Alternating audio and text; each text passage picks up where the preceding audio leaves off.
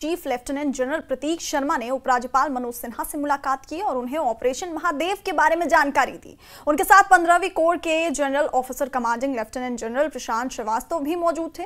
उपराज्यपाल ने ऑपरेशन महादेव की सफलता के लिए सेना, सीआरपीएफ और जम्मू कश्मीर पुलिस को बधाई दी। चुनौतीपूर्ण दाची गांव के जंगल में चलाए गए इस महत्वपूर्ण ऑपरेशन में पहलगाम में हमला करने वाले 3 आतंकियों को ढेर किया गया।